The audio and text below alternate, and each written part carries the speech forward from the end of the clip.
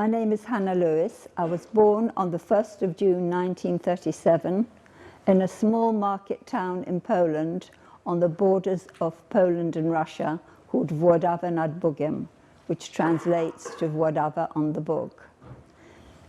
Just so you don't wonder how I have all these photos, I will tell you now. I have these photos because my father and my grandfather, when they realized that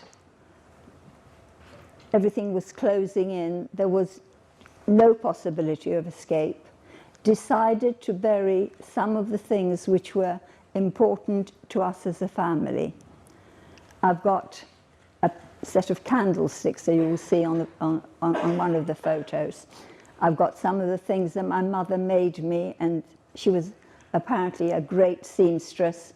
Some of the things that she made for herself. Nothing is valuable, but everything is very precious.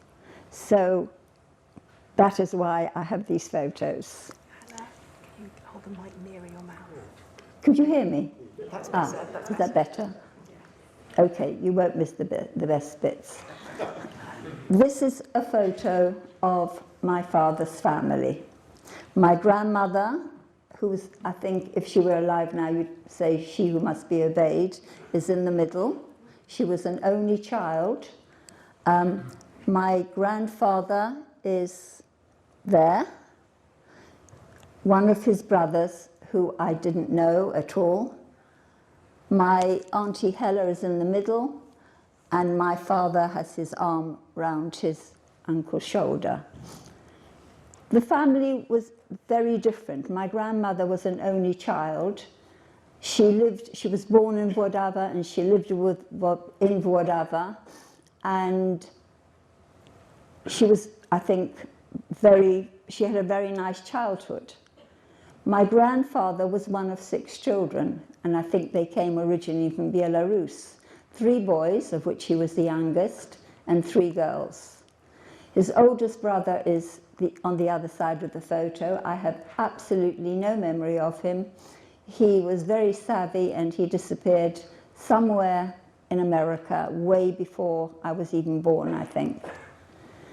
The middle brother was very religious and he studied in a yeshiva, and I don't remember him either because he just wasn't part of my life.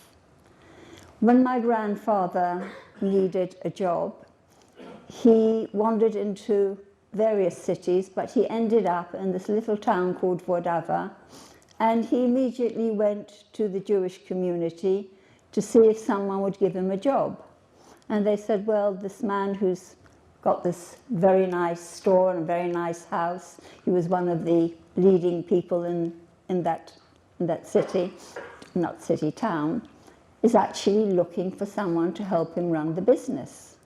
My grandfather went to see him, he got the job and married the boss's daughter. And they had 3 children, of which my father was the youngest. The problem with the other 2 was actually tragic. The first child, my uncle Szulka, was born. He had a funny eye, he had a bit of a twitch, and in time they found out that he was actually both deaf and mute. When their daughter was born, they were delighted. She was a lovely looking baby, but she too was born deaf and mute. By the time my father was born, I think they were desperate to have just a normal child, and my father was all of that.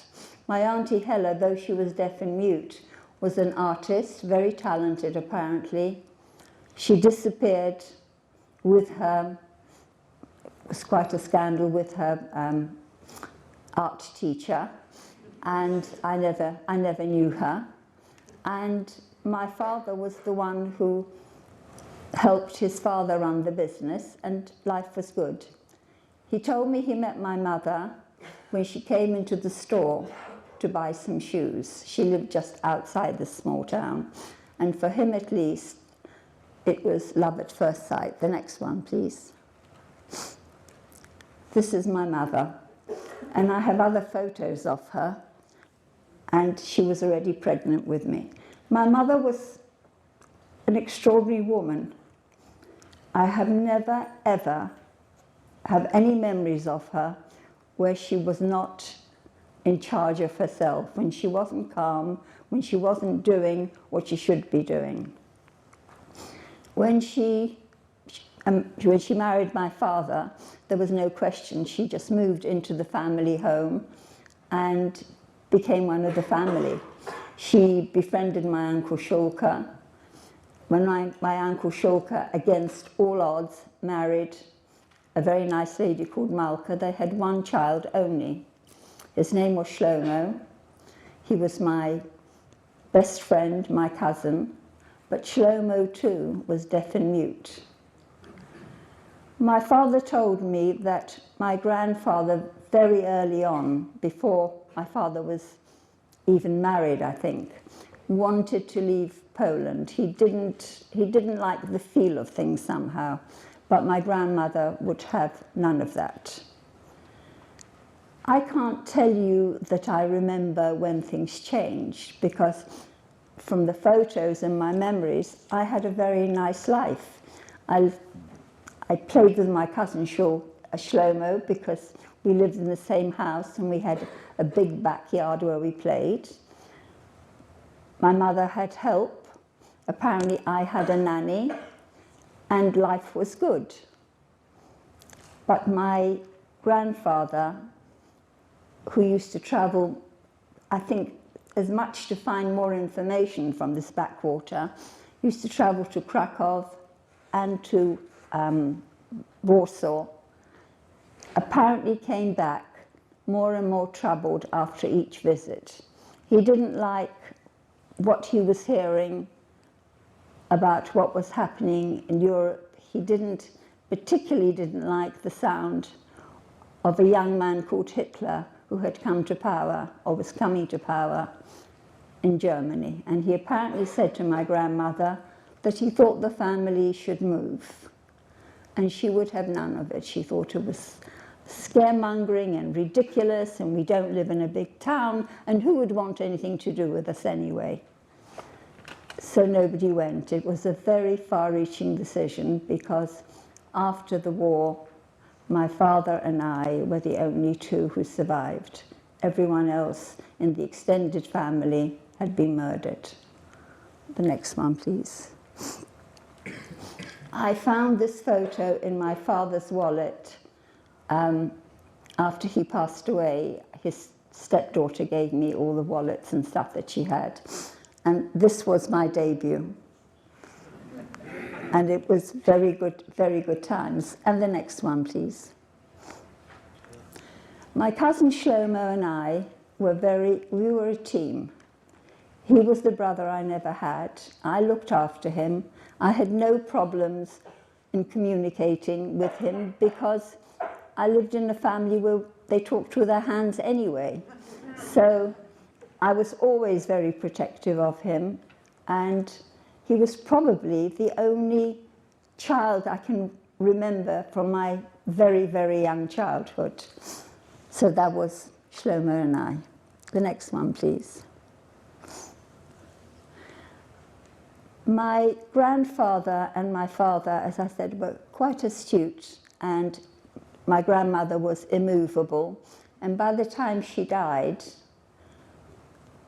Germany was increasing its power more and more, and they were occupying parts of Poland. And my grandfather was very worried, because prior to this, lots of people were coming from central Poland to small towns because they thought it was safer.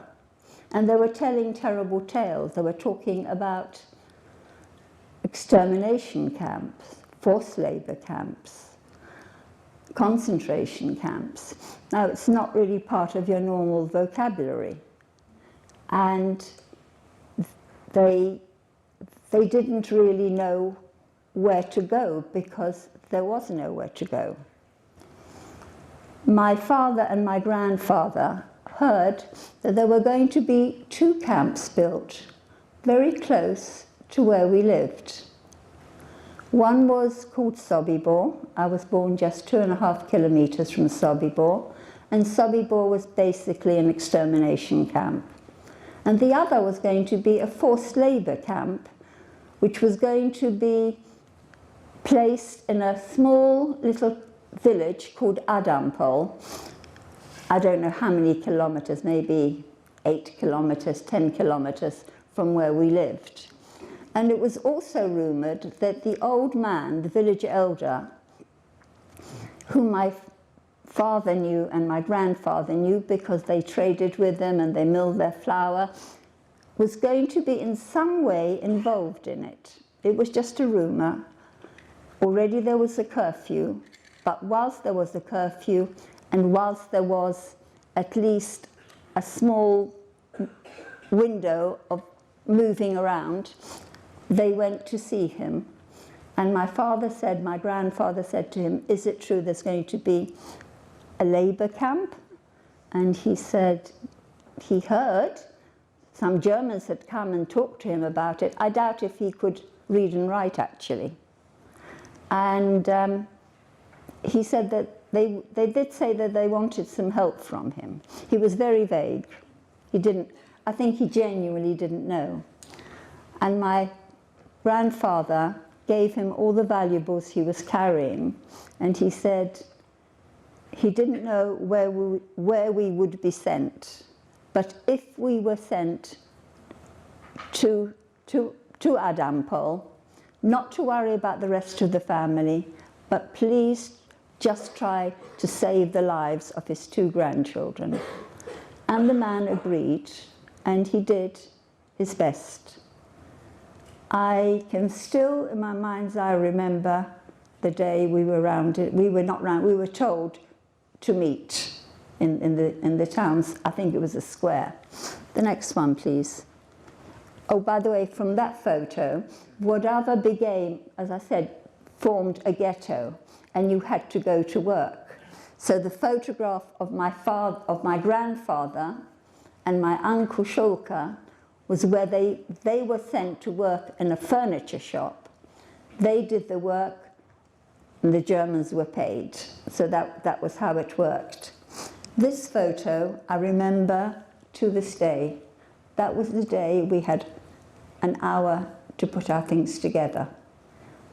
And as we were leaving, and my mother was packing the suitcase that we were all allowed to take some little space, my father was so worried about his father not being able to walk.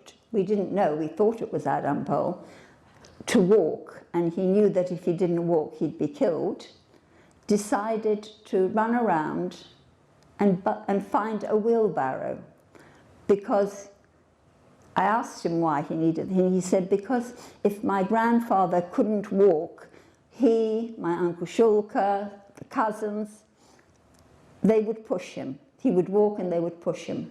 And that's exactly what happened. And as we were leaving the house for the last time, my father suddenly said, "Just wait a minute, I want to take a photo." So you can see, I'm trying not to cry. I think in that moment, I knew things were changing. We got to Adampol. It was a small hamlet. The last time I went, it was still a small hamlet. There was no electricity. There was no running water. There were wells. There was a well in the middle of the village. And where the fields obviously had been, there was barbed wire, a watchtower, and what I can only say, different sheds. My Uncle Shulka never made the first selection. They took him out and I think killed him straight away. He was deaf and mute, he had a twitch, he couldn't answer, he was definitely spare. My grandfather made the selection, but he was killed by the first Einsatzgruppen visit. my mother and I and Shlomo were lucky. The old man asked that my mother and I and my little cousin be allocated to work in his house and on his farm. He had various barns and fields, and we would obviously sleep in the camp, but it was not that far. It's like going across this room or up to there. I mean, you could see it. And I didn't see very much of my father because the men and the women were separate. I've got a photo of the sheds. Could I have the next one, please? And that was a work detail somewhere, I don't remember that. And the next one. These were the sheds. Most of them didn't have windows. There were no floors. It was freezing in the winter and boiling in the summer, that I remember. And we slept on what I would call trays. But again, it didn't really bother me because I was with my mother.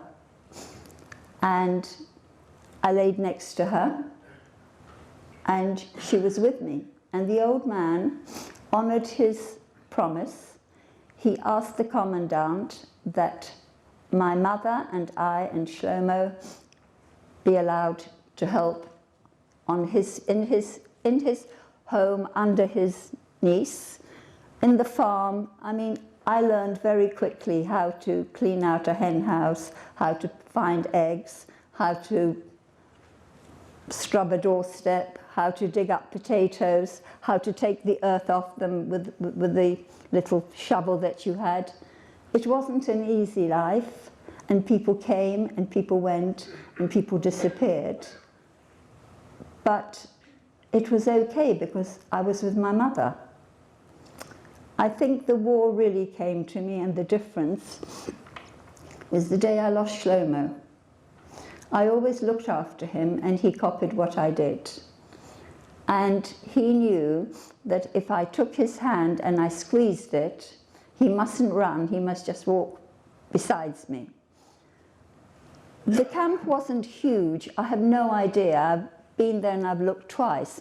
There were big fields, but the bit that I knew was almost became familiar after a little while.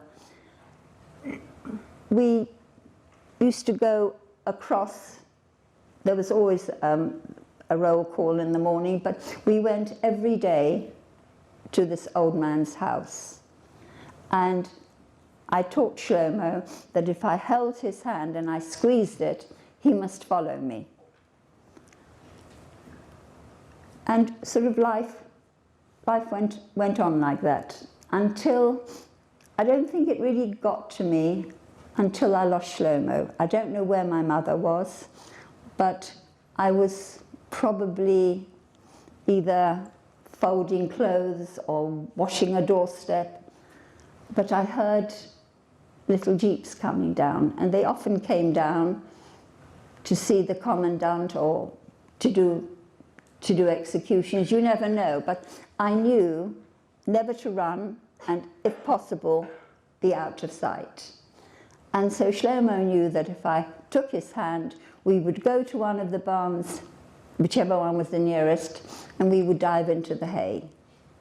This particular time, I heard the clip-clop of horses, and I looked down, and they were coming down the lane, down the road from the main road. So I took Shlomo's hand, squeezed it, so he knew he mustn't run, and we started to walk. And I walked quickly because it was they were quite near. And I dived into the hay, and I thought he dived into the hay besides me, as he had done 2 or 3 times before. And when I couldn't feel him, I made the little peephole, and I could hear them outside. And they always used to, apparently, look at barns and things, because partisans very often had hiding places and the floors below, and there was always hay on them, so there was something I didn't know that till later. That was something they always checked. And as I was trying to decide whether I should go and get Shlomo, who was cowering by the door, I could hear them. And they whacked on the door flew open, and I looked out through my little peephole, and they picked him up by the scruff of his neck. I could see his feet kicking, and I never saw him again. I think the war really came to me very, very, very strongly then. At some point, my father escaped. I think they were on a work detail. He escaped with his cousin, and they joined the partisans. I can't tell you I missed him because I didn't see him, but I'm sure my mother was comforted that he was around somewhere. Life went on, and it was the last winter of the war, but we didn't know it. And typhus was rife. There was no medication. And I got very sick, and I didn't get better. And my mother was desperate. She was terrified of the niece who ran the house for her uncle. But I think some guardian angel must have been looking after us, because during that time, another niece who lived in an industrial part of Poland came to live with her uncle. After the war, when my father tried to find her to thank her, we found out that she had actually come to live with her uncle because she lived in an industrial part of Poland, and she had a lung disease.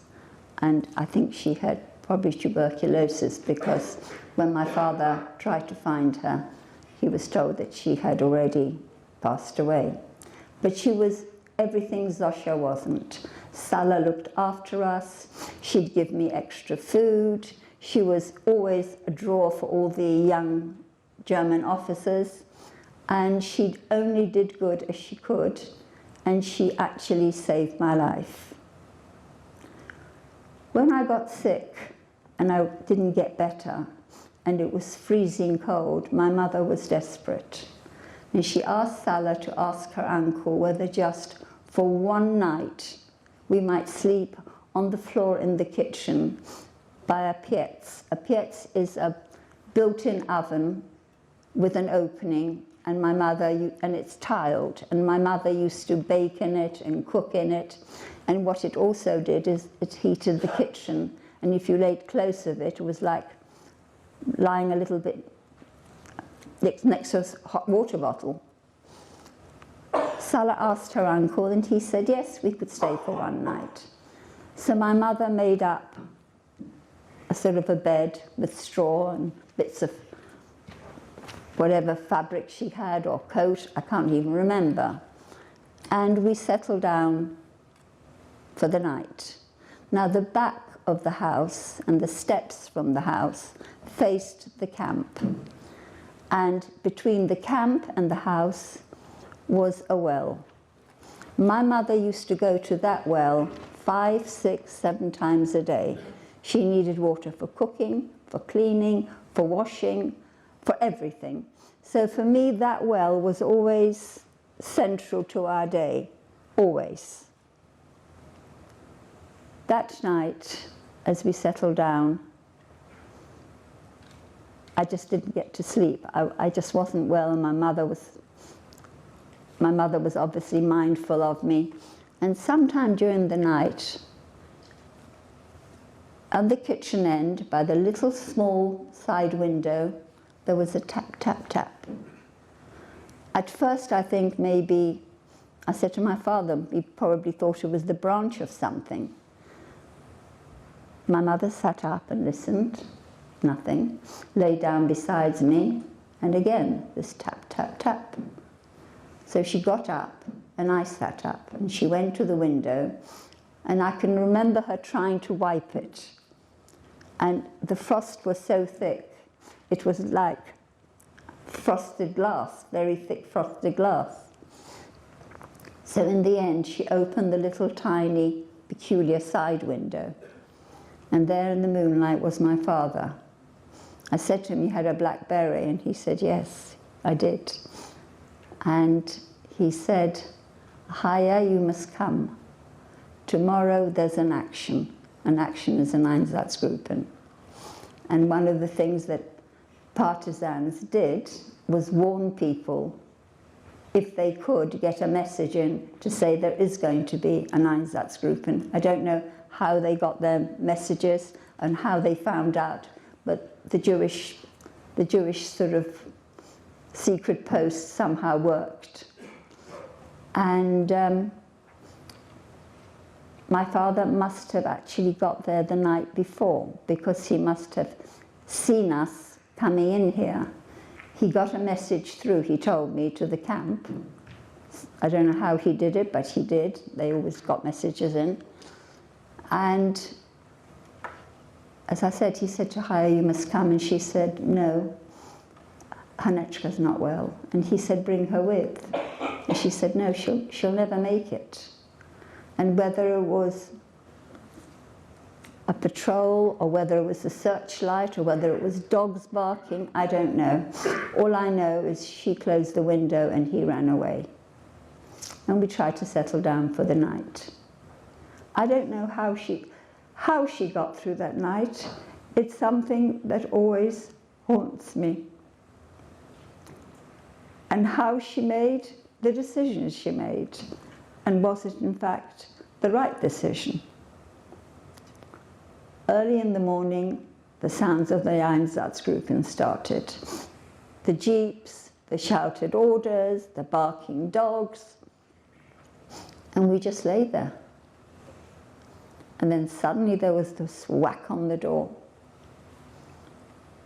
And my mother very calmly got on her knees, put her arms around me, gave me a huge hug and a kiss, got up, and she didn't run, with great dignity went to the door, opened it and closed it behind her. And I waited for her to come back, but she didn't come back. So after a while there was more yells and more shouts and more shots. I decided to go and look for her. So I opened the door, and it was what I can only describe as grey ice, and it was spiky. And at first I couldn't see her. There were the German, you know, the devil you knew and the devil you didn't know. They were all mingling amongst them, and they were shouting orders, and they were pushing people around. And I couldn't see her, and then I saw her. Now my mother and I always made eye contact. She was with some other people, and they were being marshalled to the well. And I couldn't understand why she wasn't looking at me. So I thought that maybe I'd do what I always did, go down and take her hand. And before I could actually make a first step,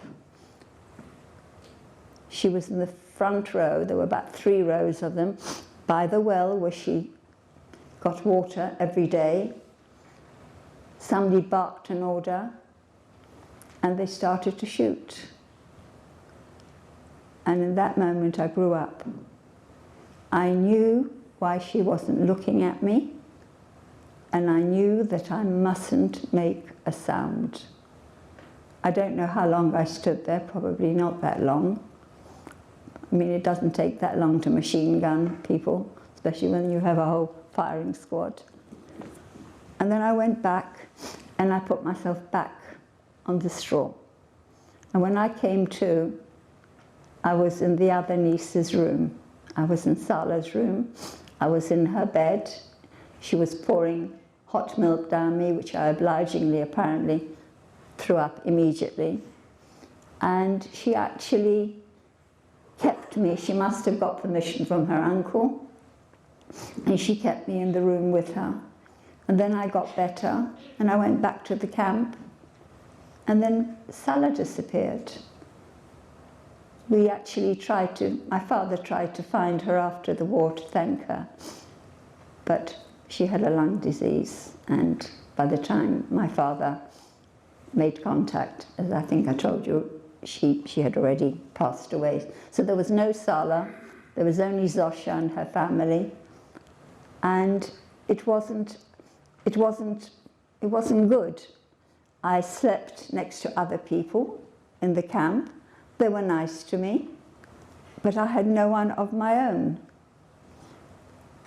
And then one day, we were being shelled.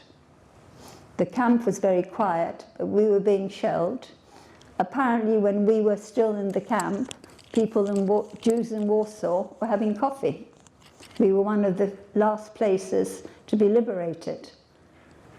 And it was strange because they just went and we were just there. And then gradually people started coming out from the woods and from surrounding countrysides with stories about who they'd seen, who had survived, who hadn't survived. But no one came for me. I don't know how long it took, whether it was days or weeks. It was probably weeks. But suddenly one day, there he was. There was my father, dirty, skinny, but my father. He must have walked for days.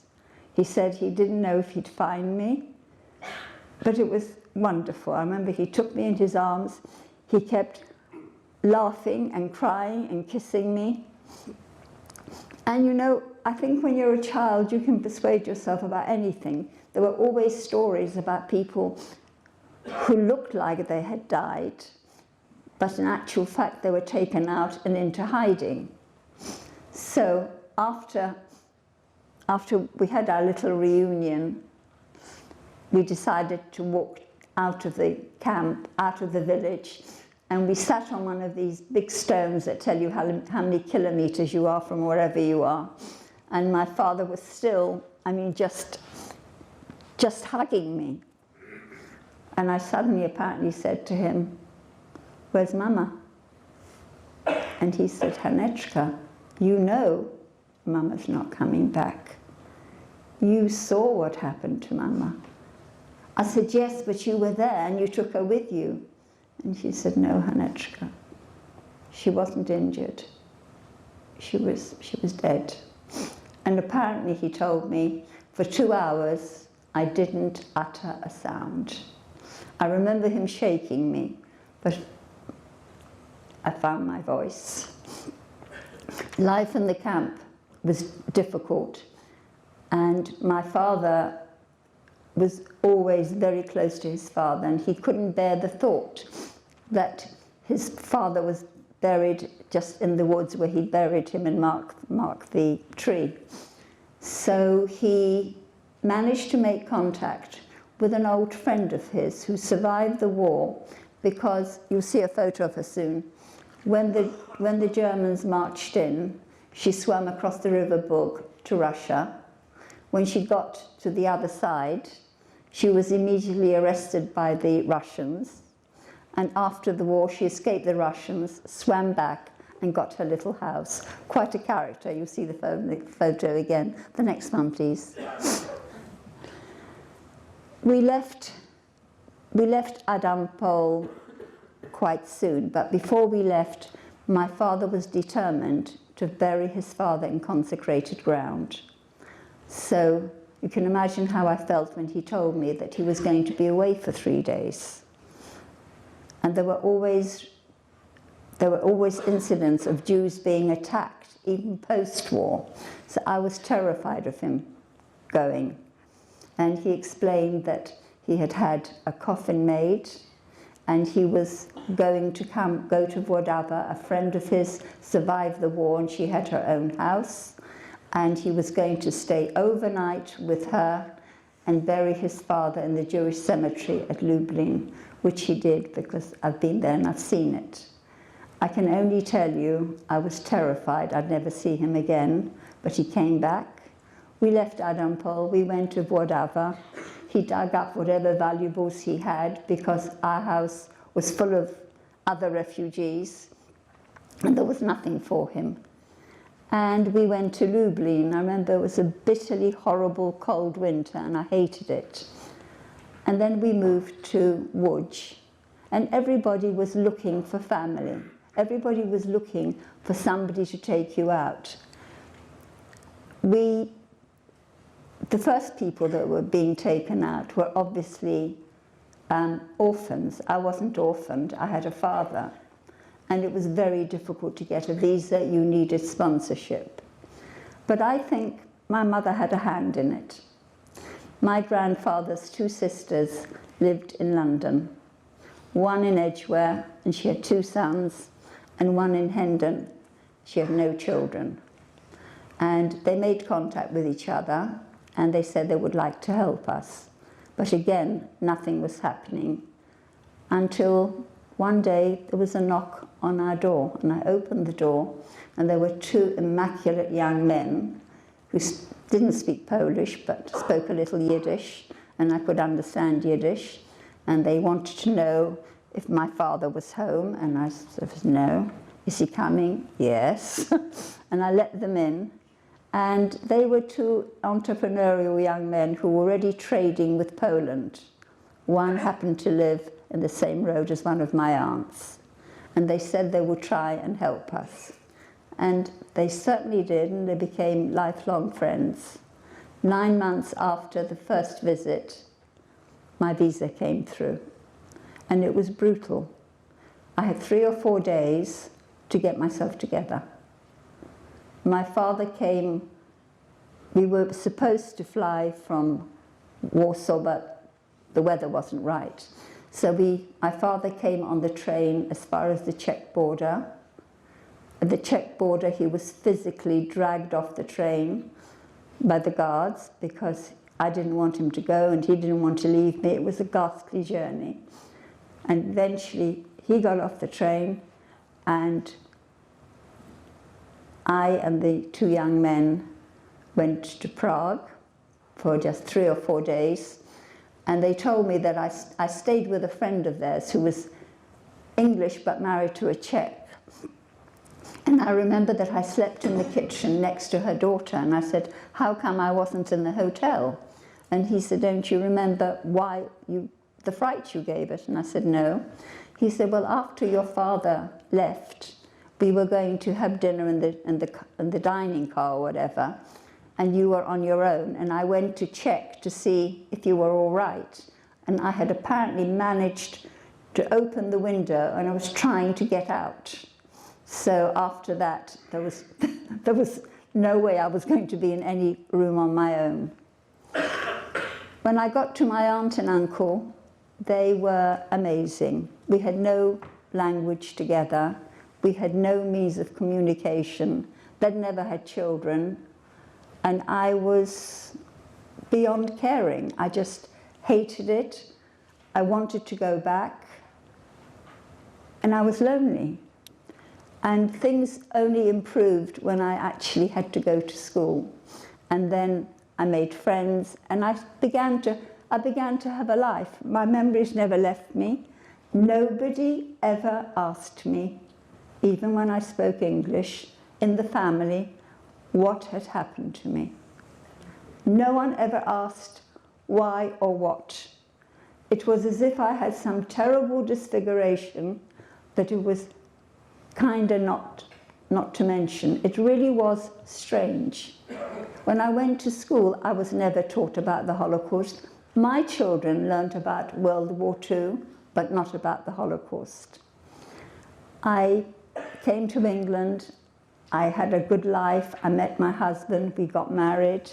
Life was good. My memories never left me. And eventually, 40 years after I left Poland, we did a very, very special visit. We did it under the American joint because apparently Poland did not have to recognize the fact that I had different nationality. If they wanted to intern you, they could, and they did it a few times. And it was an extraordinary journey.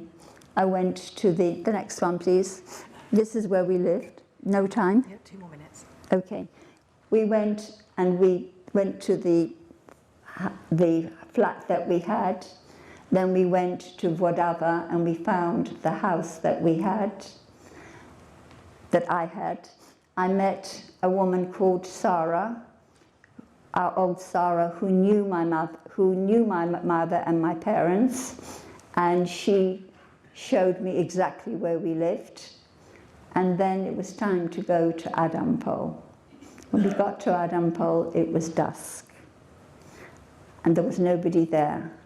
And I needed to find this well that was in every single nightmare. And when we got there, there was just snow and I couldn't see it. And this little old lady came out. We were just about to go. And she looked at the driver we had and she said, "What does she want?" And she said, "Well, she's talking about a well." We told her there's no well. And she said, what do you know about the well? And I said, "I was here in the war." And she looked at me. She said, "There were 2 wells."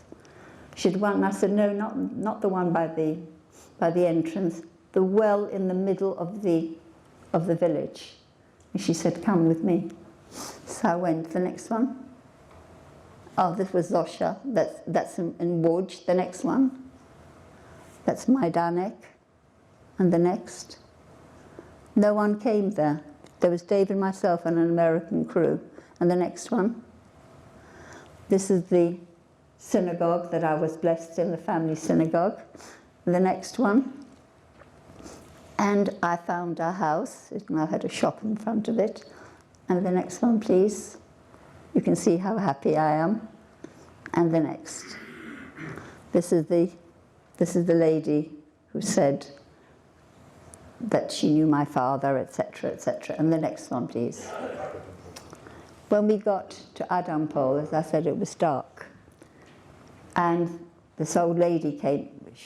As I said, she was looking for her grandson.